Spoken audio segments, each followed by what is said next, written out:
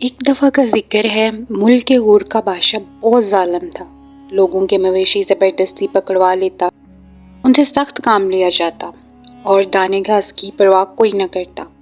نتیجہ اچھے خاصے جانور 1-2 ماہ میں ہلاک ہو جاتے۔ بادشاہ ایک مرتبہ شکار کھیلتا لشکر سے بچھڑ گیا۔ رات ہوئی، ایک گاؤں میں ٹھہرا۔ دیکھا ایک کسان ڈنڈے سے اپنے گدھے کو مار کر اس کی ہڈیاں توڑ ڈالتا ہے۔ وہ اسے سمجھانے لگا کہ بے زبان پر ظلم نہ کرو، یہ حیوان بھی ہماری طرح جان رکھتا ہے۔ کسان پورا فلسفی تھا مگر بادشاہ کو نہیں پہچانتا تھا۔ بولا، اے اجنبی، تو میری مصلحت سے واقف نہیں ہے، تو مجھے برا بھلا کہتا ہے۔ مگر حضرت خضر علیہ السلام نے جان بوجھ کر اس کشتی کو عیبدار بنا دیا تھا کہ ظالم اس کی طرف لالچ سے نہ دیکھے۔ کسان نے کہا، پھر میرا فعل بھی جائز ہے۔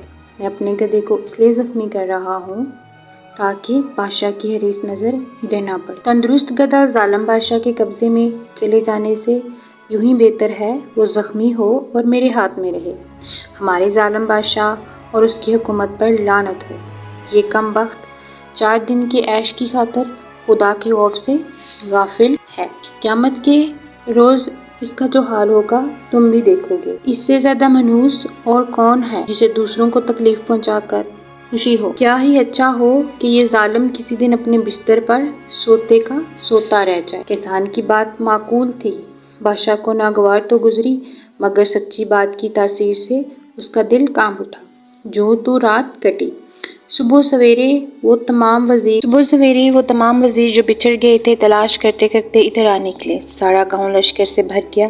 سب وہاں ٹھہرے، کھانا کھا کر آرام کیا۔ بادشاہ کو ذرا سا سکون ہوا تو بدتمیز کسان یاد آیا۔ سپاہی آ گئے اور گرفتار کر کے بادشاہ کے سامنے لے آئے۔ بادشاہ نے جلاد کو سر اڑانے کا حکم دیا۔ جب کسان نے دیکھا کہ موت سر پر آ پہنچی ہے تو جو جی میں آیا جھٹ سے کہہ گزرا۔ قاعدہ ہے کہ قلم کے سر پر چاقو چلتا ہے تو اس کی زبان اور تیز ہو جاتی ہے۔ بولا، اے ظالم، ایک مجھے مارا تو کیا تیرے ظلم و جور کی بدولت ساری دنیا خوش ہے؟ مارنا ہے تو سب لوگوں کا خاتمہ کر، اور اگر سچ پوچھے تو غریبوں کا خون بہانے سے تیرے حق میں بہتر ہے کہ ظلم سے باز آ جا اور اپنی عاقبت سنوار لے۔ اس سے کیا حاصل کہ 2-4 خوشامدی مفت ہورے تیرے سامنے بڑی تعریف کریں اور ساری دنیا پیٹھ کے پیچھے تجھے لعنت ملامت کرے۔ سچی بات نے اپنا اثر دکھایا۔ ظالم بادشاہ کو اپنی غلطی کا احساس ہوا، غریب کسان کی جان بخش دی اور شکرانے کے طور پر اس گاؤں کی نمبرداری اس کسان کے حوالے کر۔ پیارے بچوں، ہمیں بھی چاہیے کہ ایک دوسرے کو ہم اس کے عیب بتائیں تاکہ وہ اپنے عیب درست کر سکے اور ایک اچھا انسان بن سکے۔ امید کرتی ہوں کہ آپ کو میری یہ کہانی بہت پسند آئی ہوگی۔